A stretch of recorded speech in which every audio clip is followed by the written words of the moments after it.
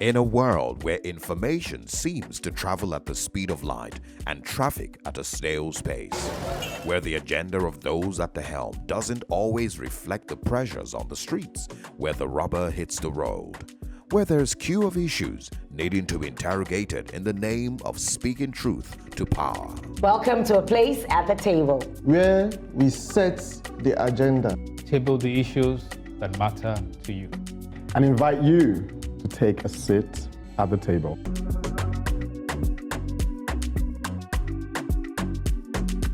Welcome to today's edition of A Place at the Table. Sit tight, things are likely to get bumpy. I'm tabling what might be an unwelcome view for consideration. Is it a time for resilience or a time for resistance? That's brave of you, Zumah. You're certainly swimming against the tide by the sound of what you're going to be talking about. I'll be highlighting the dangers of media capture as I explore the relationship between the Nigerian media and politics.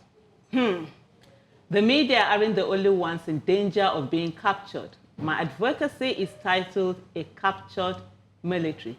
Welcome to the table, Mbaseke. Or should I call you Martin? Call me Martin, is easier. Yes. Thank you so much, Aisha. Well, the media and the military aren't the only ones in the spotlight. I'll be discussing the matters of captured judiciary in my advocacy.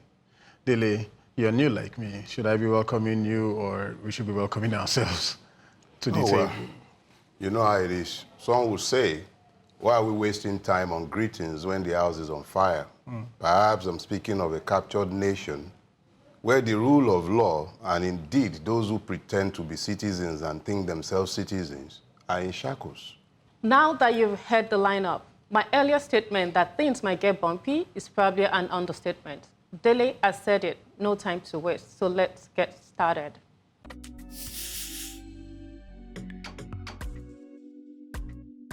The time for resilience and the time for resistance. Nigeria is undeniably in a storm.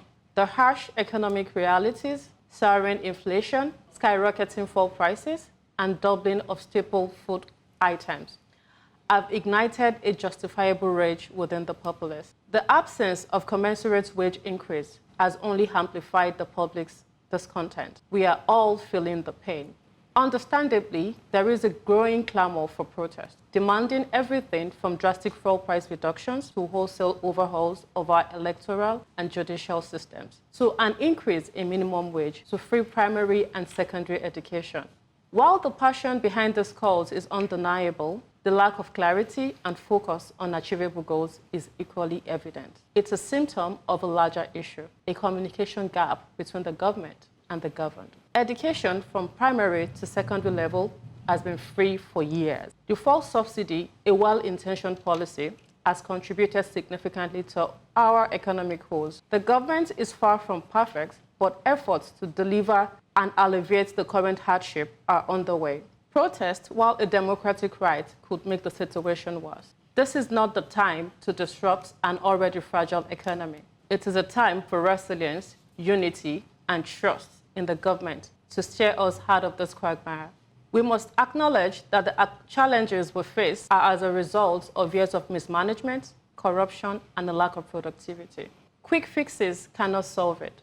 What we need now is patience, perseverance, and a collective commitment to build a better Nigeria. Let's not sacrifice the promise of a brighter future for short-term relief. The time to protest may come, but now is the time to endure, to support, and to actively participate in building a nation that works for all. While the present is challenging, the future holds immense potential. By standing together and persevering through these tough times, we can build a stronger, more prosperous nation for ourselves and our children. I think there's never a time that anybody will say that protest is time for protest or it's not time for protest. It depends on the individual.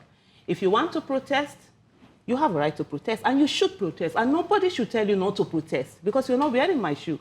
But if you don't want to protest, then it's okay not to protest. And I don't think there are any of the protesters who are saying to others that all Nigerians must come out and protest. So yes, the right one person has to protest is the right another person doesn't have to protest.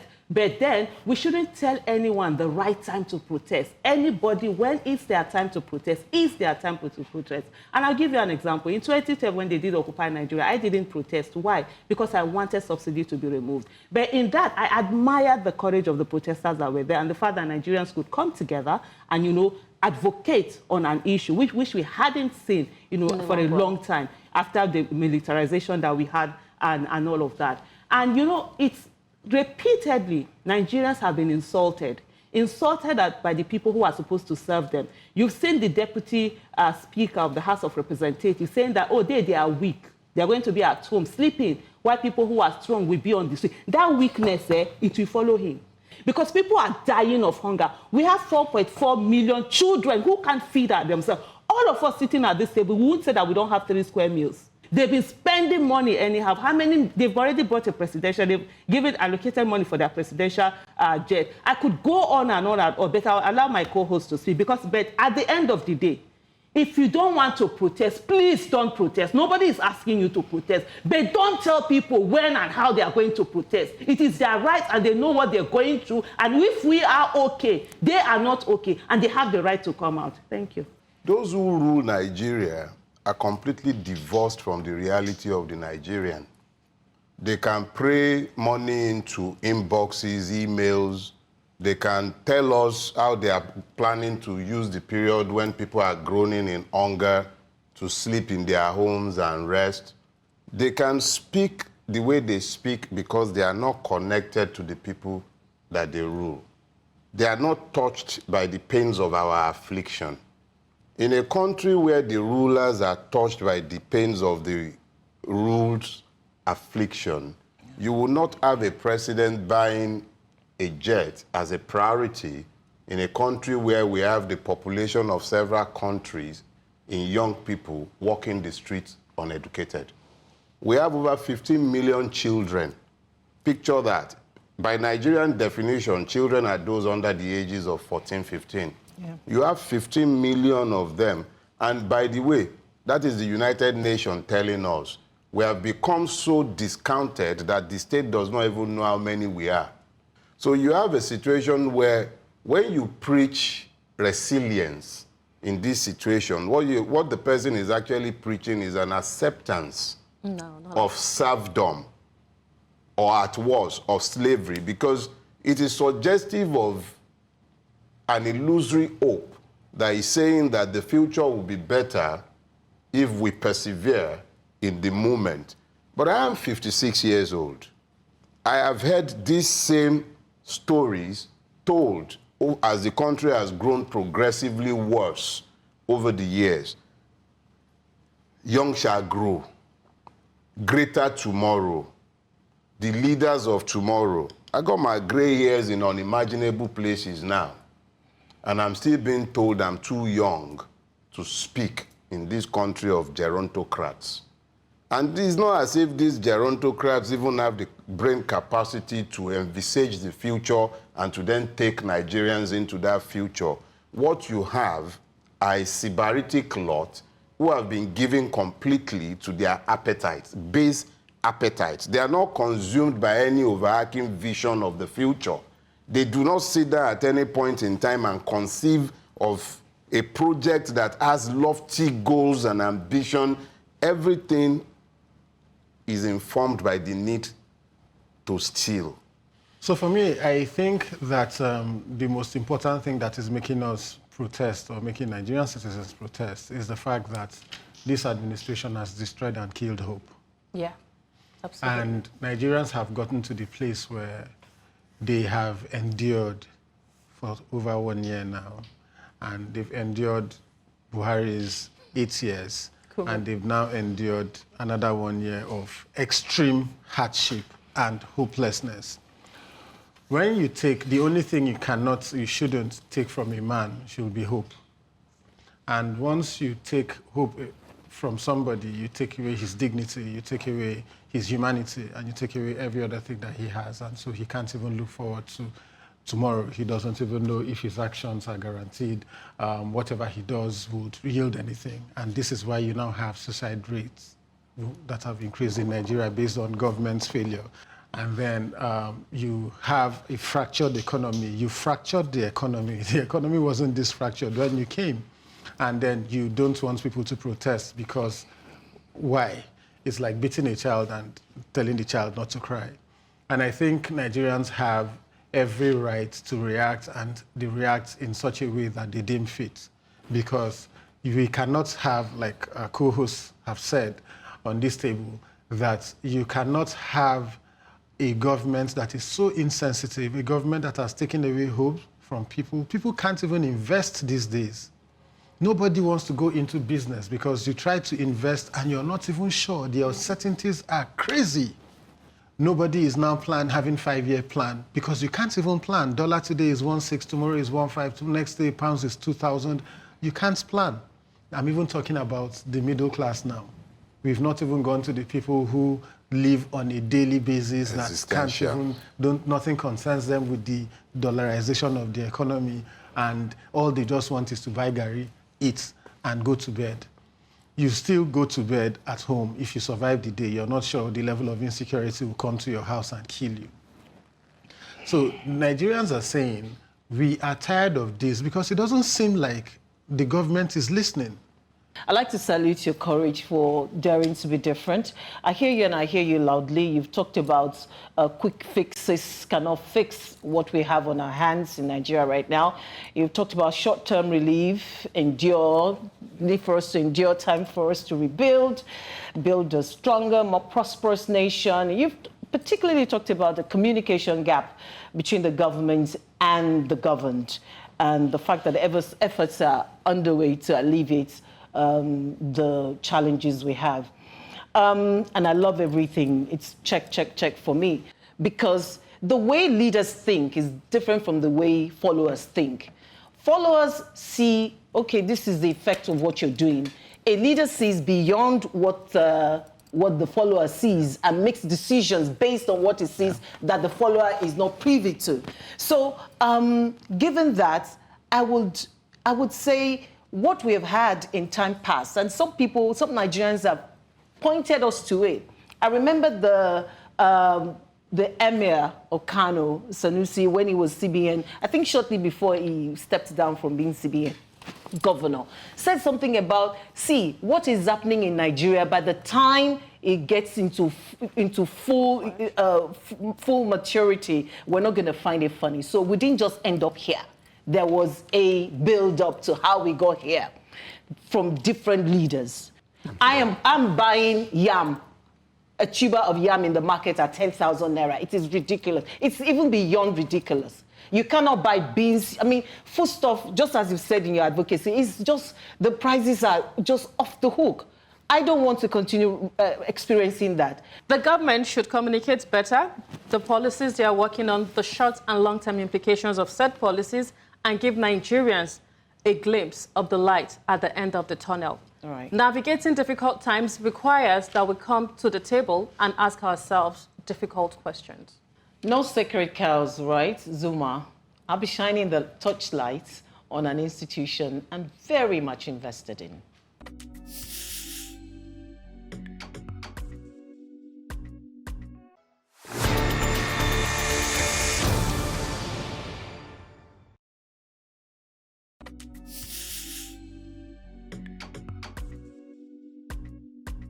Exploring the relationship between the Nigerian media and politics. The Nigerian media has curiously always had a symbiotic relationship with politicians and political actors, and they've been instrumental in elevating their political activities. Historically, politicians had always been media owners in Nigeria. They own popular newspapers, TV and radio stations, which they deploy for their political ambitions. And the list is almost endless. Chief Obafemi Awolowo owns Tribune newspaper. Dr. Nnamdi Azikiwe, the West African pilot. Chief Moshood Abiola, the National Concord newspaper, and other titles. Retired Army General Shehu Musa Yerodua, the reporter in Kaduna. Kalu Ojiuzo Kalu, the Sun newspaper. The late Wayawo, Champion newspaper. Former Vice President Atiku Abubakar. And I mean, the list is almost endless. How objective can media professionals working in media organizations owned by politicians or politically exposed actors be? That's the big question. And this is the basis of the accusations of media capture bandied by some activists. Remember guerrilla journalism? It thrived during the military era.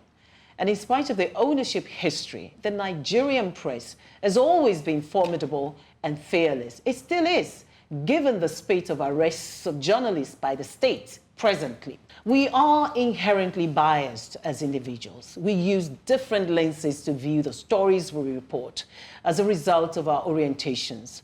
But what sets journalists apart is the application of objective methods in the stories they tell. Bill Kovach and Tom Rosenstiel in The Elements of Journalism say the discipline of verification is what separates journalism from entertainment, from propaganda, fiction, or arts. I add that what separates the citizen journalist and the partisan content producer from the professionally trained journalist is the journalism of objective methods rather than good intentions. The media are a crucial component in meaning-making, the purview of cultural studies.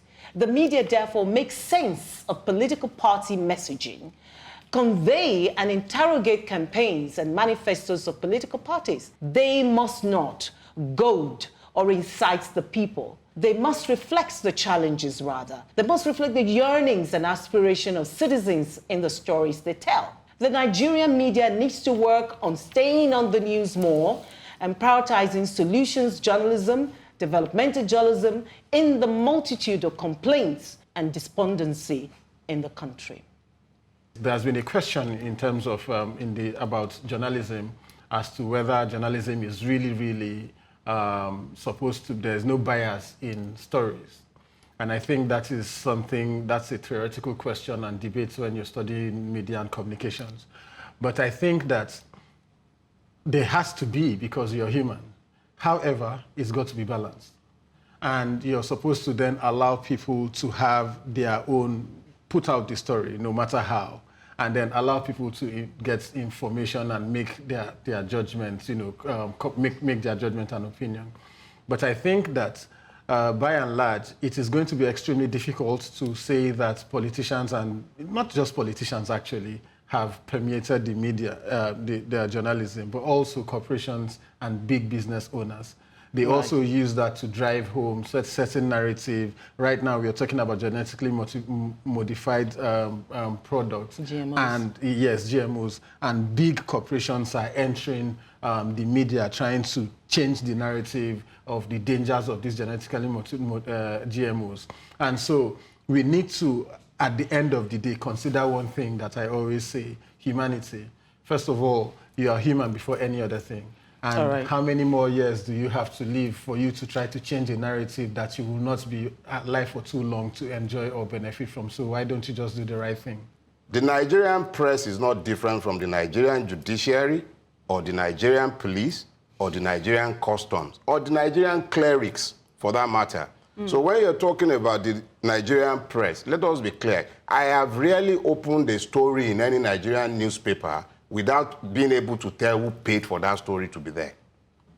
I can't recount the number of tragic things that has happened in this country that the Nigerian press has decidedly on its own, without prompting by even government or any of its agencies, refused to publish.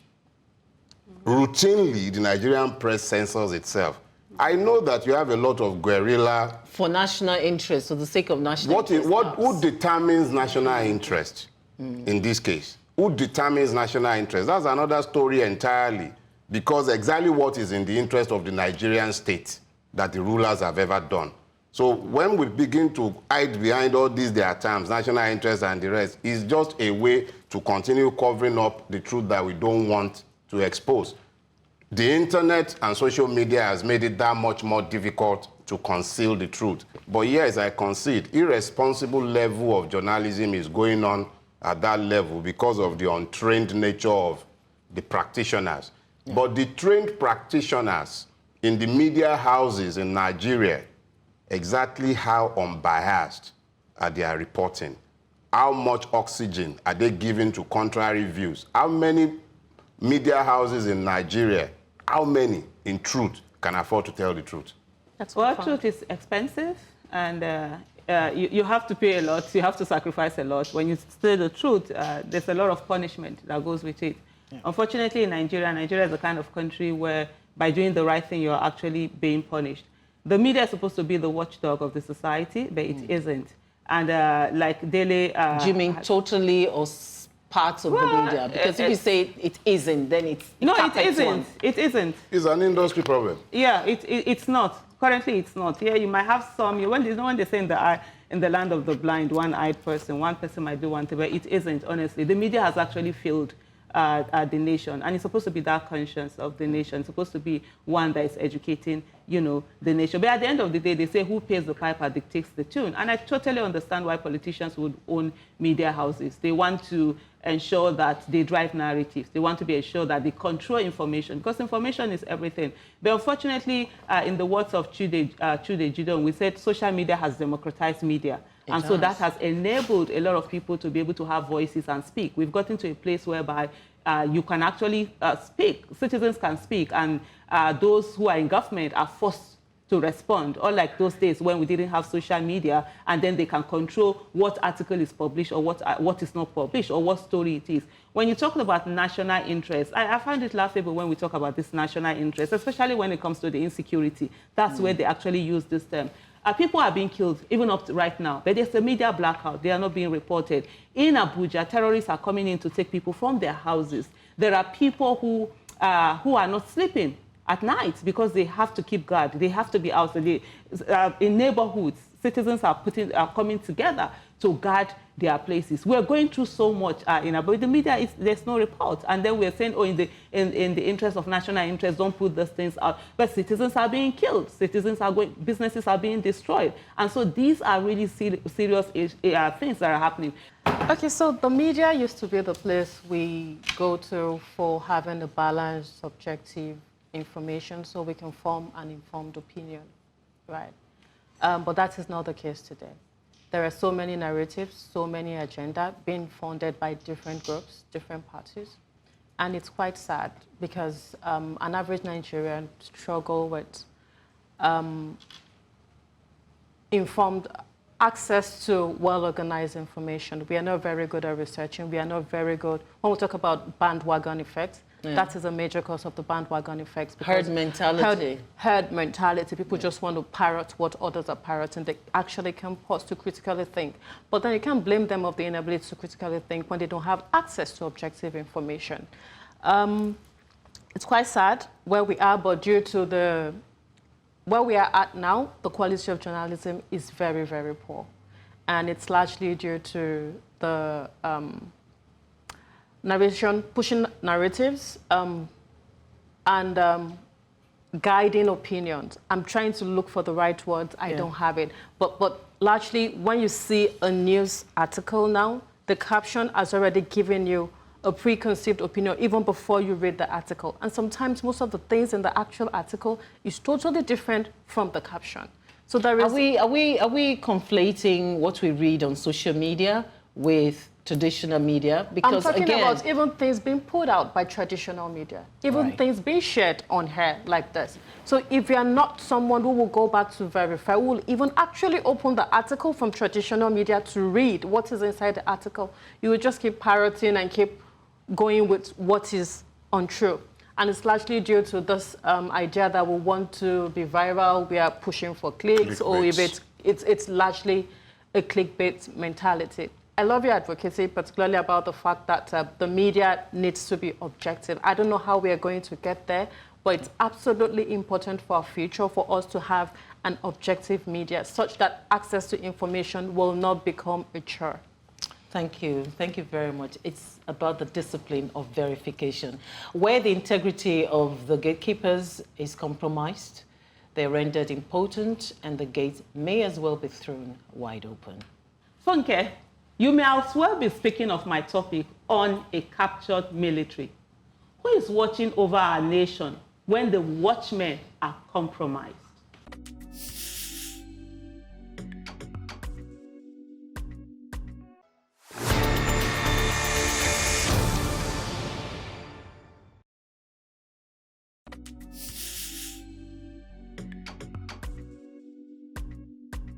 Today, my advocacy is going to be on the Nigerian military.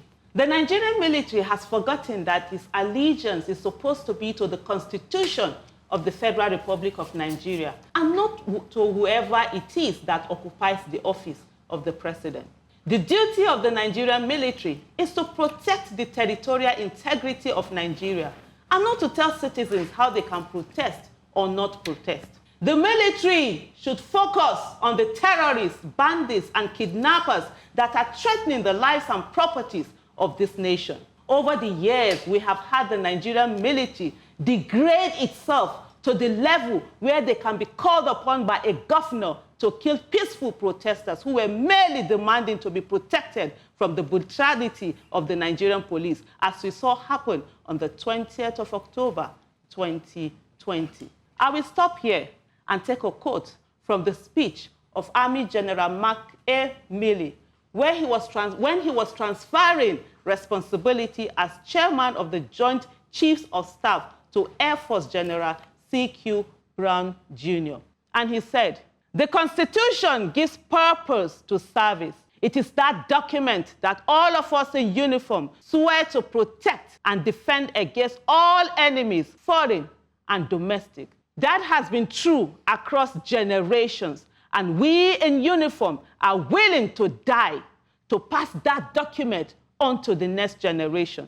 The Constitution makes the American military unique. We don't take an oath to a country. We don't take an oath to a tribe. We don't take an oath to a religion. We don't take an oath to a king, a queen, or a tyrant, or a dictator. And we don't take an oath to a wannabe dictator. We don't take an oath to an individual. We take an oath to the Constitution, and we take an oath to the ideal that is America, the idea that is America, and we're willing to die to protect it.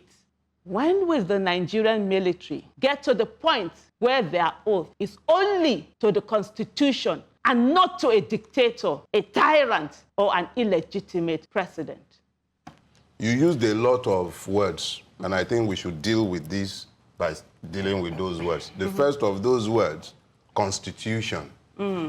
Nigeria does not have a constitution. You have Decree 24 of 1999 that was written by a band of military bandits in cahoots with their civilian collaborators. A few well-meaning men were involved in that exercise. But when you have a people who have not written their own constitution, you cannot, in such a circumstance, speak to citizens. Citizens write constitution. They write the rules based on their consensus as to how they wish to govern their space. They are the ones who then determine what kind of constitution should we write, how should we structure our country.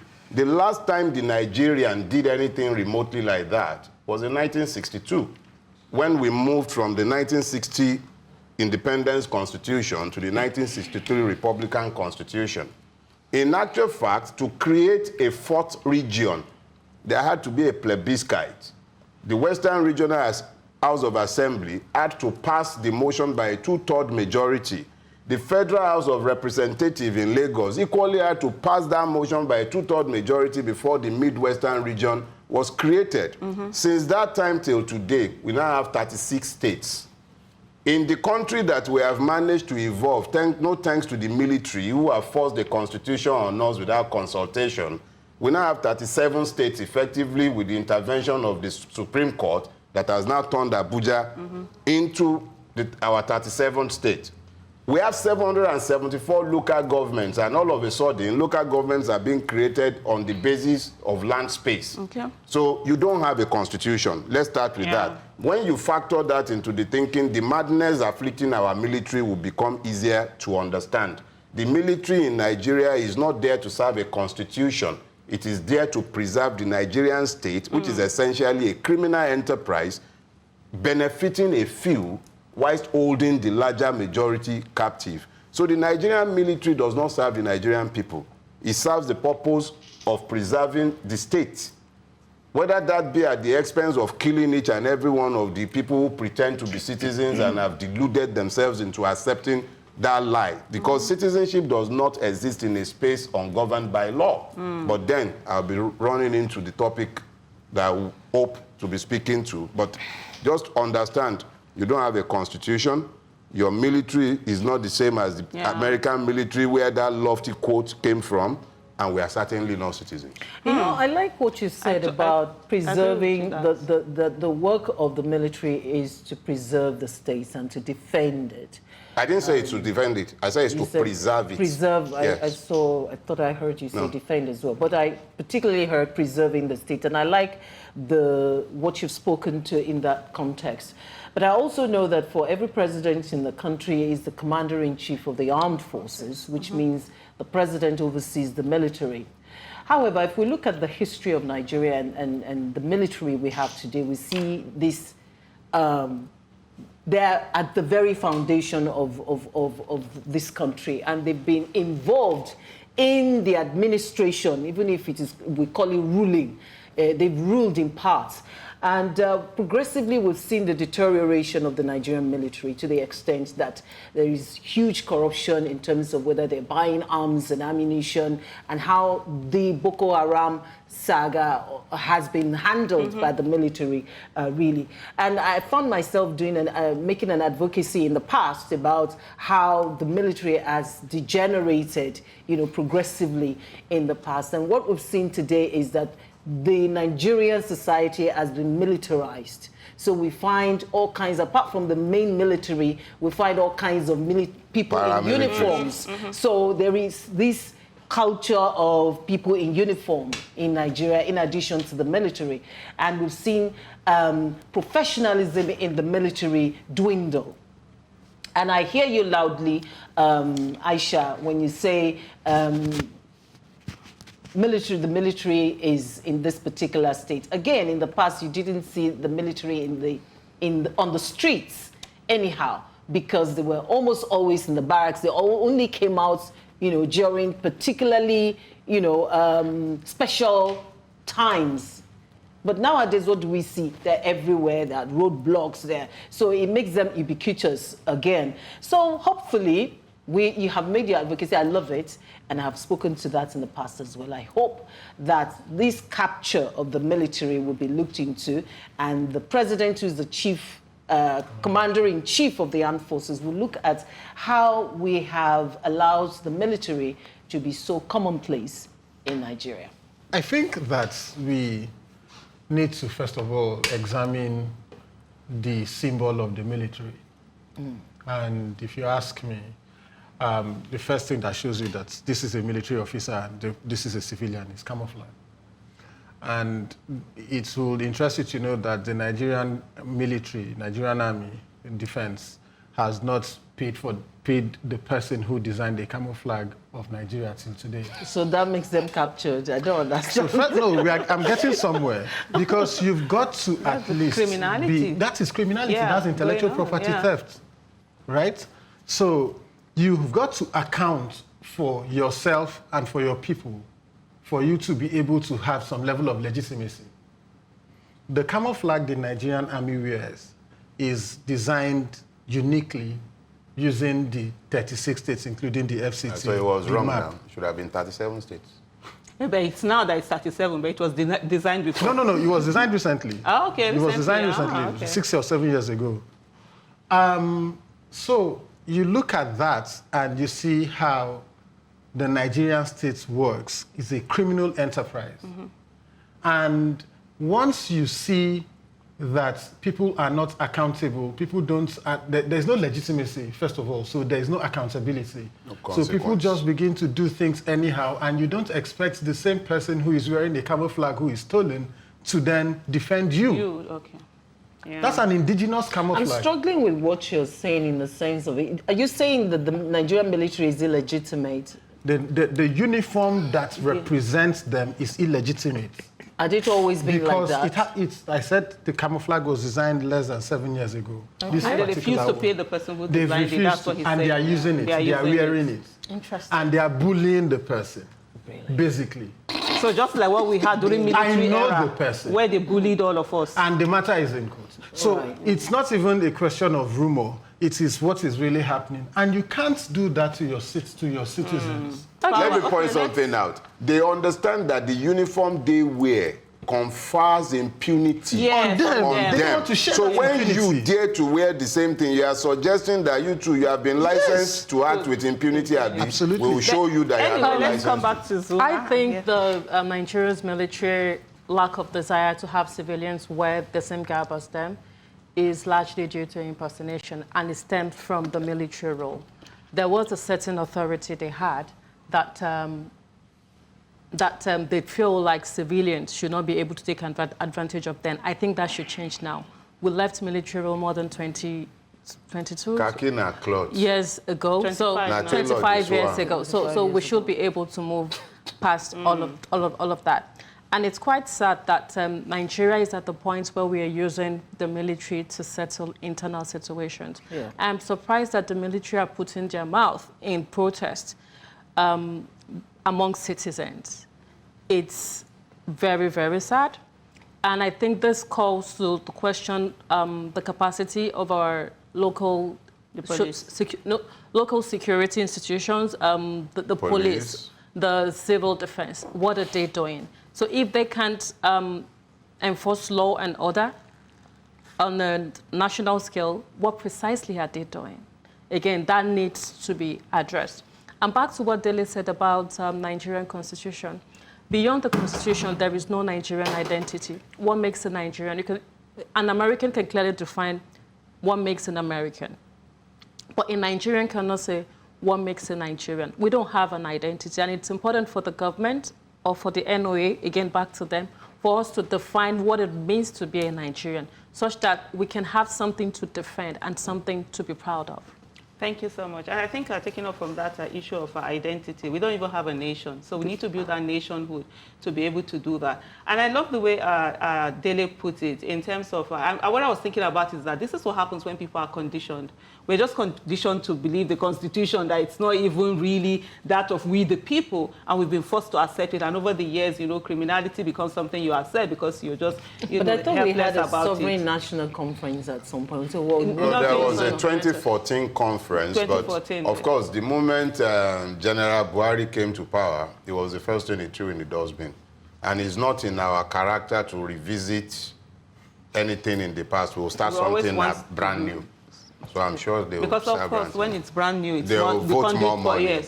Pipe that's when they'll be praying money into email accounts. But anyway, confusion about where allegiance is owned has turned the protector into a predator. I would agree and add that a breakdown of accountability has sealed this dysfunctionality.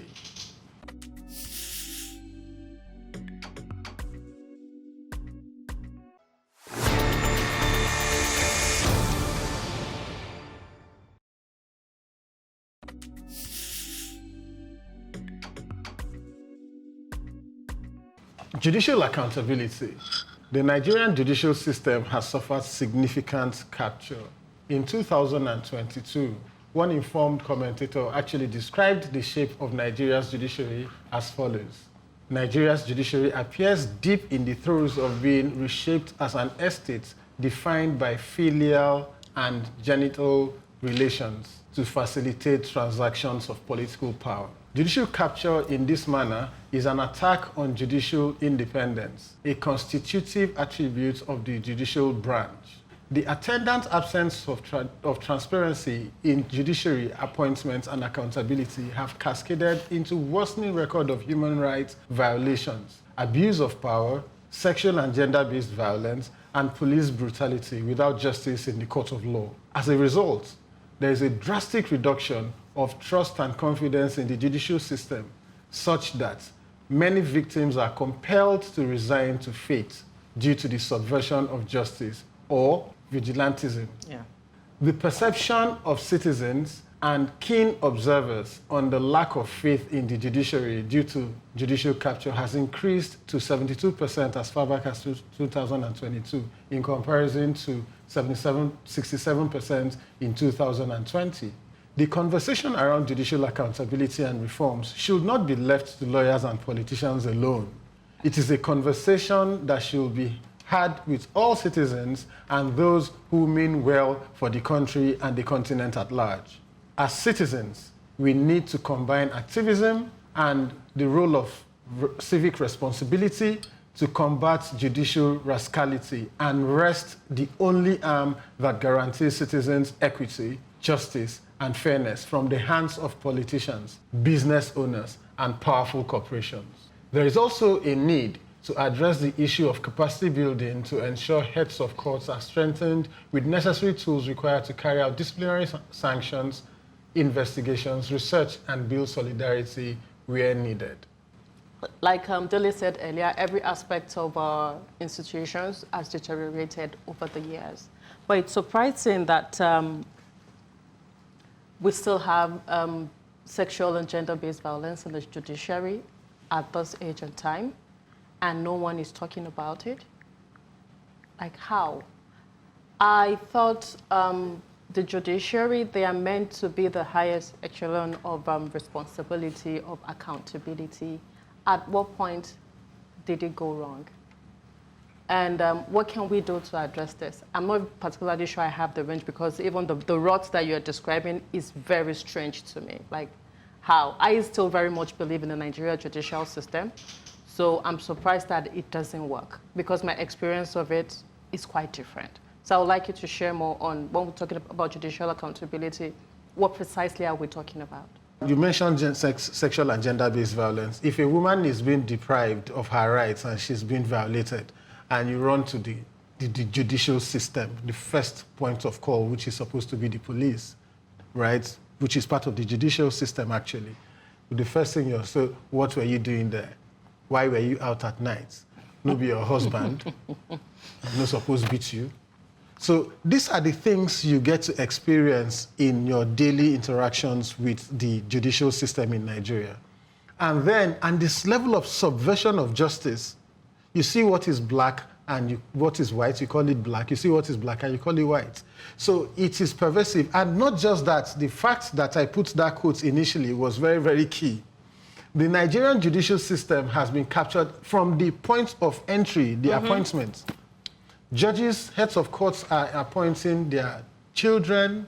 Your CJN, the outgoing, will be out by next month, has his son being promoted from the High Court to Federal High Court. His son's daughter appointed her to be FCT High Court judge. The brother is heading the account. So it is just everywhere. And it's not just him. And the ones that are not biologically related to them, they are... They're kinsmen. Not just kinsmen. They are having sex with them and sleeping with them. That's a grand allegation on national TV. It is an open thing that we know. People in the bedroom. Wike's wife has been promoted to Court of Appeal. Why is she Court of Appeal? Why is she in the Court of Appeal? Is it not because she's married to Wike? And that's because of power. But I don't think it's just this administration. I think progressively, for me, apart from Justice Oputa panel and the landmark that was in the Nigerian judicial firmament, I haven't seen anything of note that one can celebrate in the judiciary. So when we're talking about the judiciary and how captured the judiciary is, let me explain to you. Let's start with the fact that in Nigeria, politicians shop for judgment. For me personally, I think the bad governance we have in Nigeria today, especially within the democratic setting from 1999 today, it's largely due to the Nigerian judiciary. A lot of people that shouldn't have gotten into power, got into power because the judiciary gave it to them. And I'll give you the case of Wike.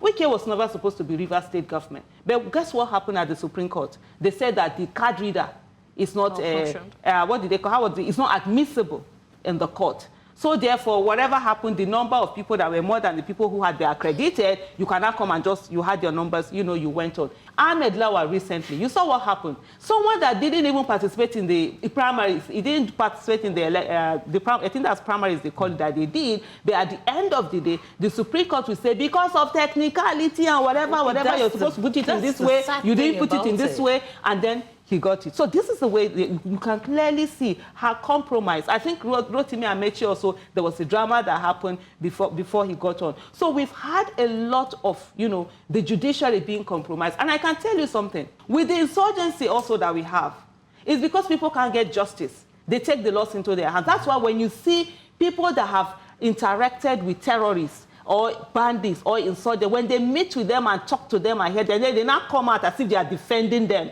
Because at the end of the day, it's either that it's the issue of where there's no justice. Even the Boko Haram that we have today that has terrorized us for over a decade, it comes from extrajudicial killings that happen. It comes from, people being, they don't have helmet, and then you go on and kill them, and you get to that, even to the extent where they say, by the time they took the Chibok girls, they say, the Nigerian government has captured our women also. We have to do. So in a way, honestly, the judiciary has actually failed. But I can tell you that the politicians right now, they don't care about the mandate of the people. Yorubas have this worldview. It emanates in one of our proverbs. They say, "Ilutiko sofin, eshelsi nibe."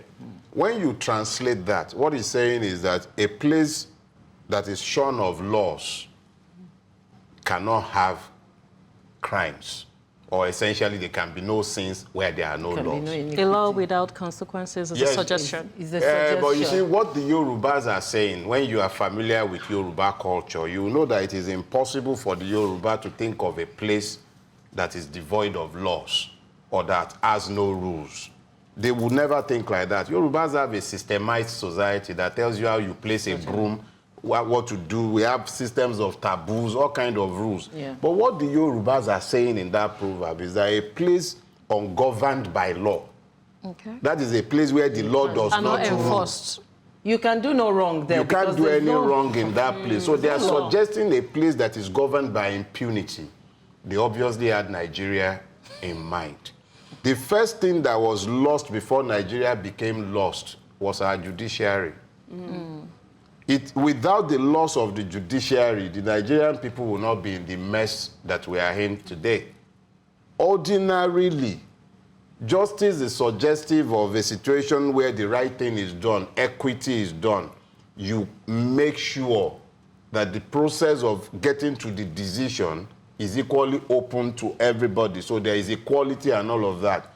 But beginning from the office of the CJN of this country, the current occupier, practically to the very last or least of our magistrates, the corruption is earth-shaking. There is nothing like justice except you are particularly blessed. We have to understand the fact that our judiciary requires urgent root and branch review. But then, what part of our country does not require the same? This is a conversation that is foundational to the stability of our nation. And like I said, it should not be left to lawyers and politicians alone. Before we can speak of accountability, there must first be a respect for the rule of law. In the absence of respect for the rule of law, who are you holding accountable? Impunity reigns supreme.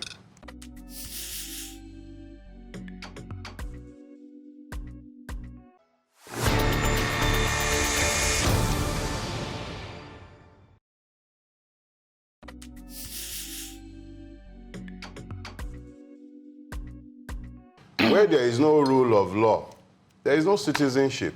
The doctrine of citizenship as it is found in Nigeria is premised on the fact that you are a member of a tribal group and/or a member of a religious order. We do not have a template that is blind to ethnicity or religiosity in determining the rights of those who are trapped in this space and are euphemistically referred to as citizens. There is a relationship between the rule of law and the sanctity of citizenship. You really cannot speak to citizenship when the rule of law is absent. The rule of law is that leveler that says, irrespective of your office or whose son or daughter you are, all citizens are equal in the eyes of the law.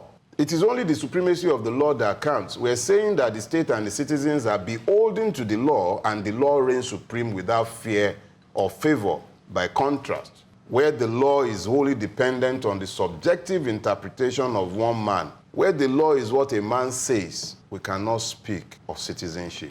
To cite an example, In what universe is it okay for the convoy of the army chief to kill over 450 persons that are believed or are lied to that they are citizens? That was Buratai in Zaria. There are some citizens that these are citizens that they are sworn and they are under they've sworn under oath to protect. They swore to protect these persons. Yet in this aberration of nationhood, the murders could be justified because these were Shia Muslims, not Sunni Muslims. We haven't come around to talking about the horrible thing that took place at Lekki toll gate, rightly called a massacre by the panel set up by the government itself, where citizens were killed in broad daylight. Yet we speak of citizens in such a country, citizens, law-protected persons for whose lives the state has an obligation to give an account. Let me remind you, in South Africa, in spite of the fact that they had an apartheid regime in place, the persons living there could not be killed with the kind of impunity that has been visited on the Nigerian, governed by fellow Nigerians and not in an apartheid state. A country where a policeman, an agent of the state, can brag that he will shoot you and nothing will happen, and he's merely telling you the truth. Where the president declares, blithely, he declares and determines a thing, and it happens. Is the imperator. We can build a coastal road without public bidding. We can do what we like. We can build a road at, I think, 4 billion per kilometer. That is the country where we are living. Where the president is more or less like the Sultan. He reigns with impunity. It is nothing short of a centralized monopolization of power. Nothing short of it. There is no citizenship in this space. We are therefore dealing with a situation where the rule of law has overtaken, where the rule of men, the impunity of men, it has overtaken the rule of law, and the Nigerian is left with a delusion called citizenship. It is anything but citizenship when the law does not rule. What are your benefits of being a citizen? I remember working in the menstrual health space, I've always said, what does a child born in Nigeria today have as benefits from the country, such that we cannot even say we as the big brother in Africa or as the giant of Africa, and all those phrases we used to describe ourselves, cannot even begin to give one sanitary pad to a girl child, a pack of sanitary pads to a girl child every month. Yet we are oil rich. We're always saying we have oil, but we have not been able to percolate and say, you citizens of this country, this oil-rich country, this is what you benefit when you're born. A child is born today. What do you get from the state? We're not even there yet. So where do we begin to define this citizenship? Which is why Nigerians will run to the US and have children, to birth babies. Yeah. They will run to the island, run everywhere but here. Because they know that once you're born there, you have certain privileges that is, conferred on you by virtue of being born on the soil. Where there's no rule of law, there can't be any citizenship, because at the end of the day, you're not seen as a human being. And one of the things that is so sad is the fact that a lot of citizens, Nigerians, everybody wants to get there and be the one dishing out the injustice and also that lack that happens. And one of the things also we do is a way where we justify things. When people are different from us, we feel that, anything can be done to them. And that has enabled, this lack of rule of law to continue. And when there's no rule of law, there's always shortcuts. And Nigerians love this shortcut. And that's why when someone is doing something about process, let's follow the process. Nigerians see it as weakness. When citizens understand that they need to be citizens, when Nigerian people understand that they are citizens, that we should not just survive in this country, we should live and we should be treated right, then we will take that and begin to ensure that we do it. It comes at a sacrifice because, some of the shortcuts that we usually would enjoy, people want to enjoy, it won't be there for them, but we need to get to that place. Nigerians, generally, we are not very big on systems or process or structure. An average Nigerian is always looking for shortcuts. How do I jump this hole? How do I get ahead of other people?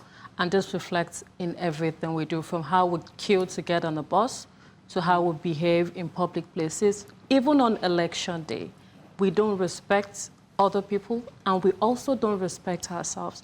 And that is the basis of all of this. The presidential decree thing is just a fallout of the military rule. Yeah. Interesting. And in the past 25 years, no one has been able to entrench processes and systems in that place to ensure that, because we don't build a nation around an individual. We can only build a nation around systems. Institutions. So if we don't have strong institutions, whoever that is in the position of authority can and will always take advantage of the situation. But the first thing about rule of law is basically rule of engagement and rule of relations. Right. That is how simple rule of law is. It is rule of engagement. Okay, for example, so when we're talking initially, and we were talking about the protest and whether or not it should go on, and I talked about crisis management. So the first thing a government will do will be to say, okay, we'll allow you protest. However, military, police, whoever they are bringing, security agencies, should be a rule of engagement during this protest. Right. What does the rule of engagement talk about? First of all, supremacy, citizenship, human rights. People have the rights to protest. Now, within the ambit of this law. And so we are going to engage you this way. If you do this, if you act this way, this is how we will respond. But do not act. I've been seeing that. But there is no clear rules of engagement. Getting around the table and asking ourselves those difficult questions is where it starts. Some of us have been at it for a lot longer than others. Is our expression of citizenship. That's right. Join us again, 8 p.m., same channel, next week. Till then, it's goodbye from all of us. Thank you. Goodbye for all of us. Bye-bye. For all of us.